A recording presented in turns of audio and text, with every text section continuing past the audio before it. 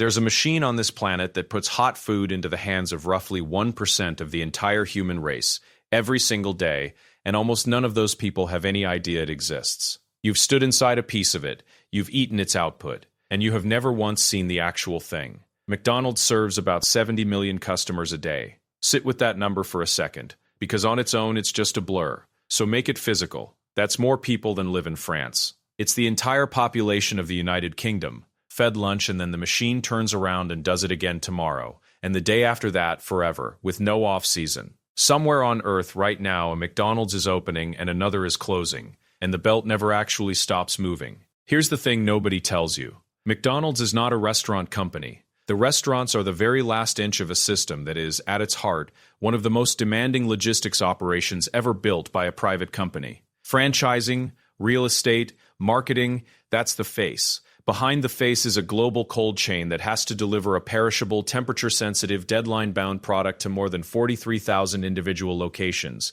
in over 100 countries without ever letting a single one of them run empty. That's the real business. That's the machine. So how does it actually work? How does a raw potato pulled out of the ground in Idaho end up as a golden fry in a paper sleeve in Tokyo at exactly the right temperature, at exactly the right salt level, tasting exactly like the one you'd get in Ohio? And what happens on the day the machine slips? To see it, you don't zoom out, you do the opposite. You follow one French fry. It starts, improbably, with a specific variety of potato, the russet Burbank, not a generic potato. This one, and mostly this one, because McDonald's needs a potato that is long, high in solids, and low in sugar, so that it fries up crisp and pale gold instead of dark and blotchy. In fact, they're picky to the decimal. The target solids content sits in a narrow band of roughly 20 to 23%, a spec Ray Kroc himself locked in back in the 1950s. You'd assume they just buy whatever's cheapest at harvest. They don't. The company works years in advance with growers to lock in the exact potato it needs,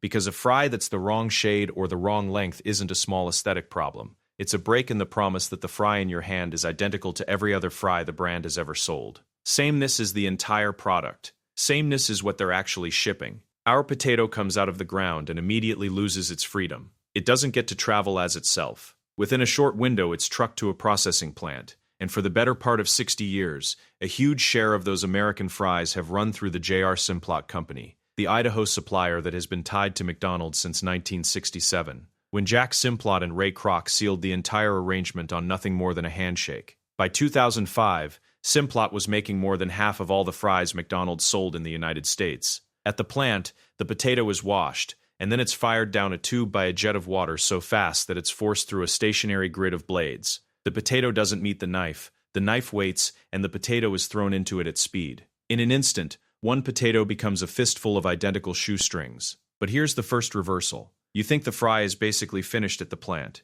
It isn't. Those strips are blanched in hot water, dried and par-fried, cooked most of the way, and then flash frozen solid. This is the exact trick Simplot's food chemists cracked in the first place. Stabilize the potato before it ever hits the freezer, so a cook 1,000 miles away can just drop it in oil and get the same result every time. The fry that arrives at your local McDonald's is already most of the way cooked and frozen hard as a rock. The restaurant isn't cooking a fry from scratch. It's finishing an industrial product that was most of the way built weeks earlier and a long way away. What feels like fresh food is actually the final step of a manufacturing line that just happens to end at a counter near you. And the moment that fry is frozen, the clock starts, and it never stops. Because now our fry has entered the part of the system that can never fail, the cold chain. From the freezer at the plant, into a freezer truck, into a freezer at a distribution center, into another freezer truck, into the freezer at the store. The fry lives its entire journey below freezing, and every single handoff between those freezers is a moment where the temperature could creep,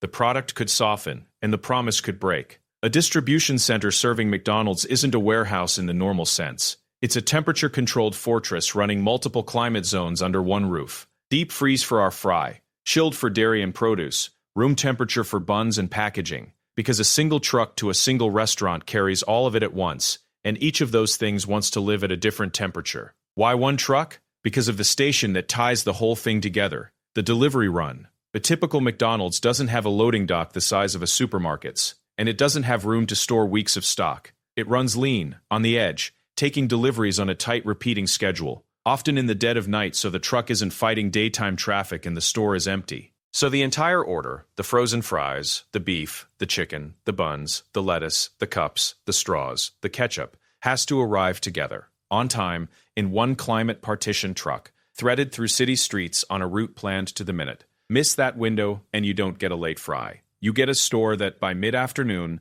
physically cannot sell the most famous side dish in the world. And that is not a hypothetical. That's the day the machine actually slipped. On December 17th, 2014, McDonald's Japan did something almost unthinkable for a brand built on always having everything. It started rationing French fries. For a stretch running into the new year, customers across all 3,100 Japanese restaurants could only order the small size. No medium, no large. The biggest quick-service market outside America, suddenly capping the fry at the smallest cup on the menu. Why? Not because Japan ran out of potatoes. Because of a labor dispute at ports on the west coast of the United States, thousands of miles away. Practically every fry McDonald's sold in Japan came from the U.S. The country was importing something like 10,000 tons of American frozen potato a month. And a contract fight between dock workers and terminal operators had jammed those West Coast ports so badly that transit times doubled, from 2 weeks to 4. And here's the brutal lesson buried in that story. The fry didn't fail in the kitchen, or in the freezer, or on the truck.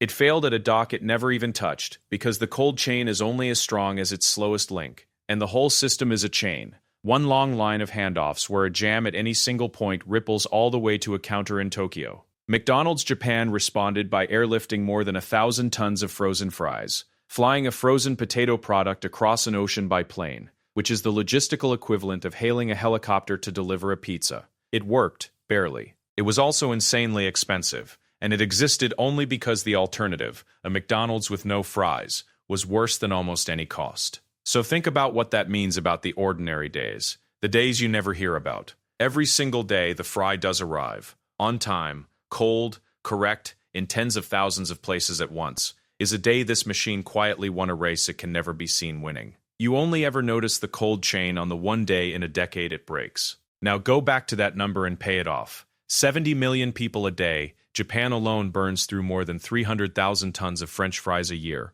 almost all of it imported frozen, and that's one country. Globally, McDonald's moves a volume of potatoes on a schedule that simply assumes tomorrow will be exactly as demanding as today, forever. And here's the way to actually feel it: your one fry, the one you followed from the Idaho dirt, through the water knife, through the flash freezer, through the fortress, through the night truck, is not special. It's one of billions of identical siblings, each one having survived the exact same gauntlet, each one arriving at the exact right temperature to be dropped into hot oil for the final 90 seconds of a journey that began in a field months before you got hungry. That's the trick of the whole thing. The genius of McDonald's was never really the burger. Anyone can grill meat. The genius was deciding that a fry in Tokyo, a fry in London, and a fry in a small town in Ohio should be indistinguishable, and then building the invisible global machine that makes that promise true, tens of millions of times a day, in the dark, on time, below freezing, without you ever once being asked to think about it. You've held the end of this machine in your hand.